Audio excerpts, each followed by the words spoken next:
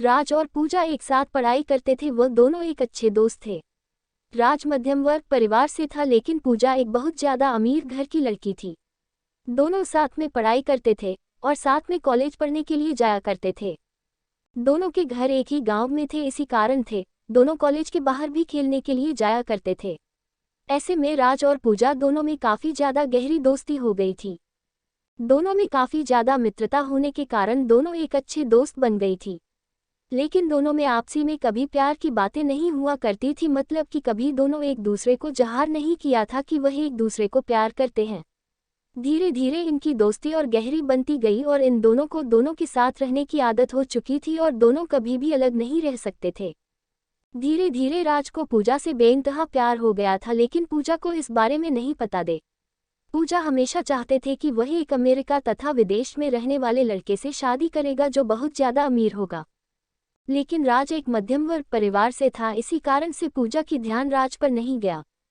पूजा हमेशा से ही चाहते थे कि हमें अमेरिका में रहने वाले लड़के जो बहुत ज़्यादा कमाते हैं, मैं उन्हीं से शादी करूंगी और उनके साथ पूरी जिंदगी भर खुश रहूंगी।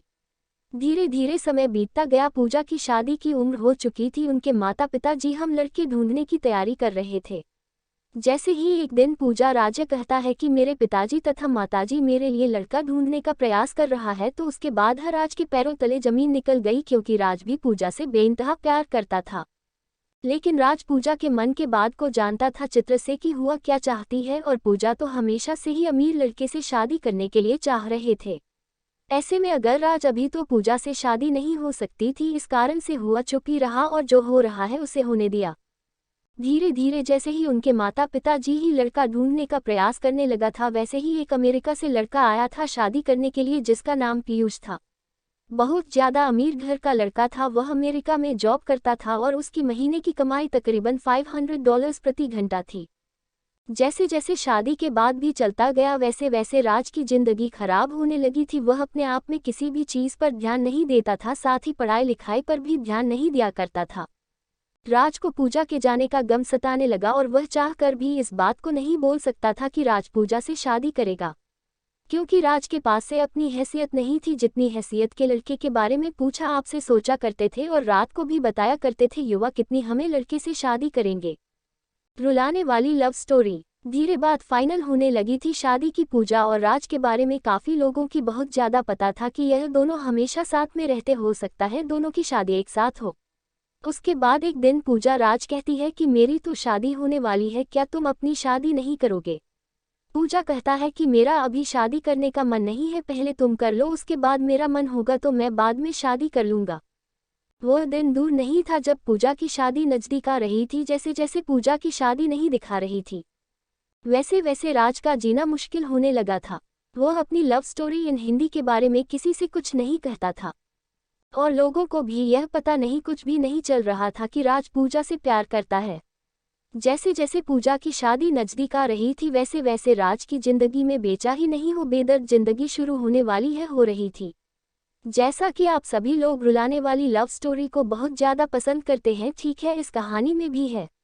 इस कहानी में राज जब एक दिन दिखता है कि पूजा के घर में बहुत सारे आदमी आए होंगे और उसके घर में पीयूष जिससे पूजा की शादी होने वाली थी वह भी आया हुआ था।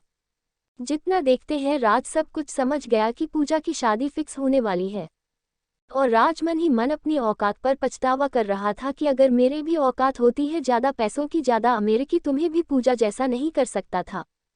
जैसे ही पूजा की शादी फिक्स हो गई थी, उस दिन रात में राज रात भर नहीं सोया था। वह रात भर अपने बिस्तर में रो रो कर अपने प्यार को याद कर रहा था। राज सोच रहा था कि मैंने प्यार में किया तो ऐसा प्यार किया कि नहीं उसे बता सकता हूँ और ना ही उससे शादी कर सकता हूँ। इसके बाद राज फिर सुबह उठकर है और पूजा के घर चला जाता है, क्योंकि पूजा में उसके घर आई थी राज को बुलाने के लिए। दोनों की शादी में महज कुछ ही दिन बाकी थे। पूजा अपनी शादी को लेकर बहुत ज़्यादा खुशी में थी। इधर आज अपनी जिंदगी को लेकर लेने सपने दादा रात भर रोया करता था अपनी सैड लव स्टोरी को लेकर।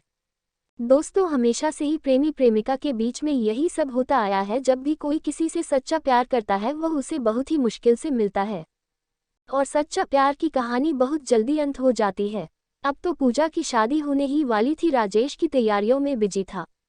पूजा राज को अपने साथ कभी मार्केट लेकर जाती है तो कभी कपड़े खरीदने के लिए, कभी दर्जी के यहाँ। राज बेचारा पूजा की शादी को लेकर बहुत ज्यादा तैयारियां कर रहा था। साथ ही है राज को मन ही मन बहुत ज्यादा उदास भी रह रहा था कि उसकी जिंदगी में से पूजा जाने वाली है। लेकिन फिर भी वह किसी से कुछ भी नहीं कह रहा था और अपना काम सही और सही समय पर कर रहा था। अब तो वह दिन भी आ गया जो पूजा की सगाई हो रही थी। फिर भी उसके एक ही दिन बाद पूजा की शादी थी। सभी मेहमान लोग आ चुके थे।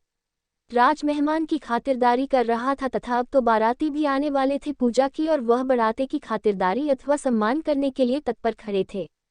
आपको बता देगी, दिल में इतनी ज्यादा दर्द होने की वजह से अपनी प्यार की कहानी किसी को बताए बिना एक बार चुपचाप सब कुछ जान कह रहा था।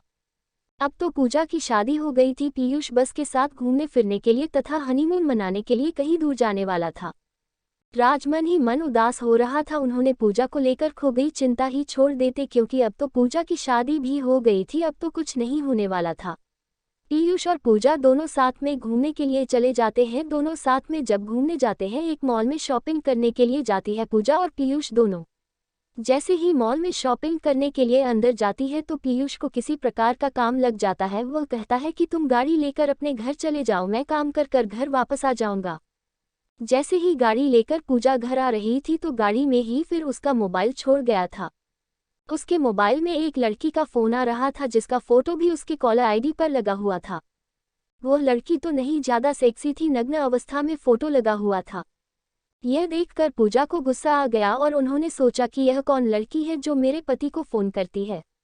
पूजा गुस्सा से फोन उठाती है। वैसे ही फोन उठता है, उधर से आवाज आती है, जानू तुम कहाँ हो? लग रहा है मुझे छोड़कर कहीं चले गए हो या तुम्हें कोई दूसरी मिल गई है। अब तो तुम मुझे फोन भी नहीं करते हो। यह देखकर पूजा को बहुत ज्यादा गुस्सा आ जाता है। हुआ फोन काट देता है।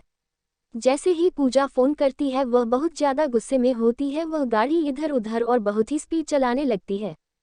गाड़ी स्पीड चलाने के क्रम में उसके सामने एक बहुत बड़ी गाड़ी आती है और पूजा गाड़ी को कंट्रोल नहीं कर पाती है और उस गाड़ी में जाकर टक्कर मार देती है।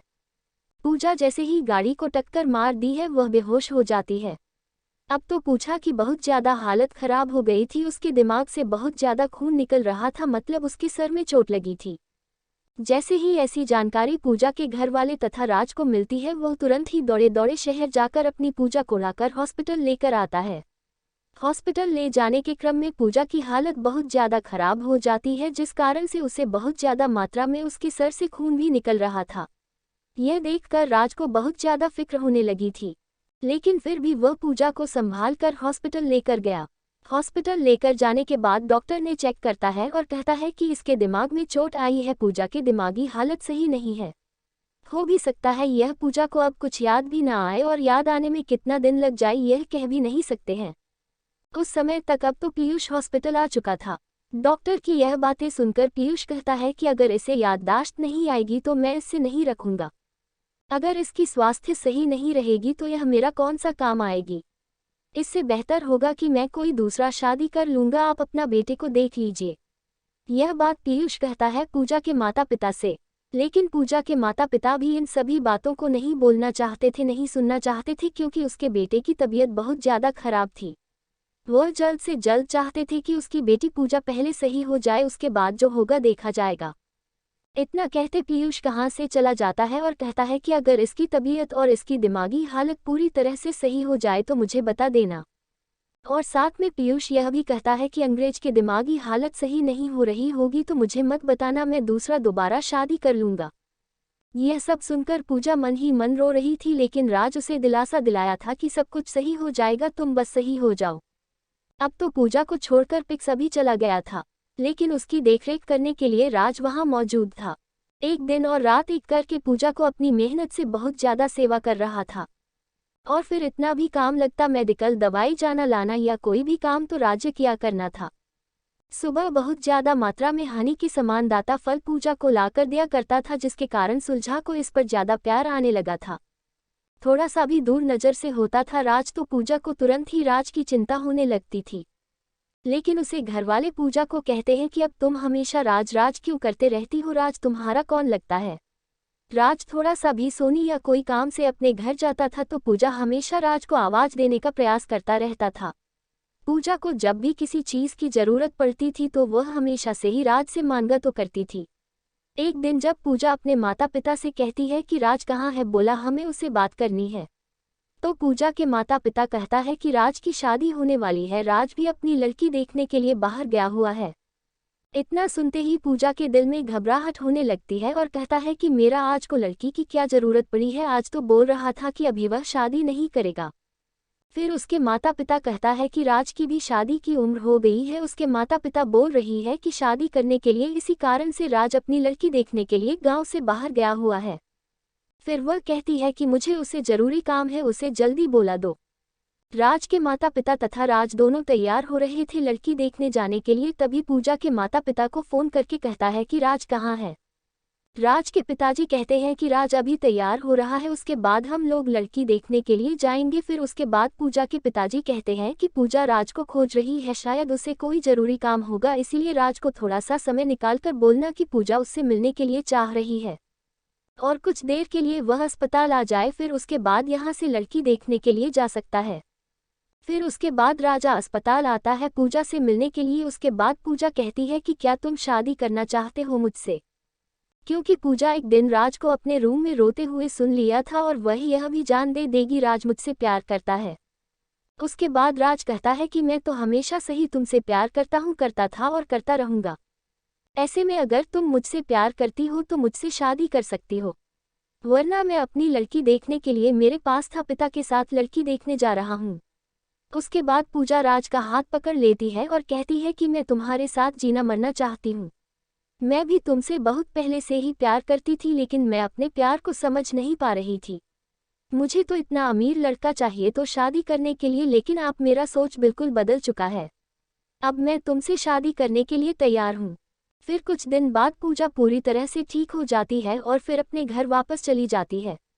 उसके बाद पूजा के पिताजी उसके माता पिता को बुलाता है और कहता है कि आपके बेटे ने कहा था कि वह पूजा से शादी नहीं करेगा, हम लोग आप सारा रिश्ता तोड़ने वाले हैं। उसके बाद पीयूष माफ़ी मांगता है और कहता है कि मैंने गलती से बोल दिया, तो मुझे लगा था कि अब पूजा सही नहीं होगी, लेकिन अब तो पूजा बिल्कुल सही हो गई है, मुझे ही पूजा को रखने में कोई आपत्ति नहीं है। लेकिन पीयूष की हकीकत जानने के बाद पूजा कहती है कि उसका चक्कर बाकी अन्य लड़कियों से भी चलता है, इस कारण से मैं फिर उसे शादी नहीं कर सकती हूँ। उसके बाद पीयूष बहुत ज़्यादा मिन्नतें करता है, लेकिन राज के माता पिता और पूजा के माता पिता नहीं मानते हैं। उसके बाद पूजा अपना रिश्ता सारा उसे तोड़ देती है और दोनों फैमिली के बीच पूरी रिश्ता खत्म हो जाता है। उसके बाद पूजा हो रहा है कि शादी बड़े ही धूमधाम से सभी के आज्ञा के अनुसार होती है। शादी के दिन पूजा और राज बहुत ज़्यादा खुश थे। पूजा को क्या मालूम चल गया था कि पैसा कुछ भी नहीं होता है अगर जिंदगी में प्यार नहीं है तो, क्योंकि पैसा तो कमाया जा सकता है, लेकिन एक अच्छा इंसान जो प्यार करने वाला होता है वह कभी नहीं मिल सकता है। पूजा को यह अच्छी तरह से मालूम हो गया था कि जिसके पास ज़्यादा पैसा रहता है वह ज़्यादा ही लड़कियों के चक्कर में रहता है, और जो बाहर देश में रहता है वह तो बहुत ज़्यादा लड़कियों के चक्कर में रहता है। इसी कारण से वह अपने पड़ोस में रहने वाले राज से शादी करने का फैसला किया था। अब तो शादी करके दोनों अपनी अपनी ज़िंदगी बहुत अच्छा था, बहुत मस्ती के साथ गुजर रही थी।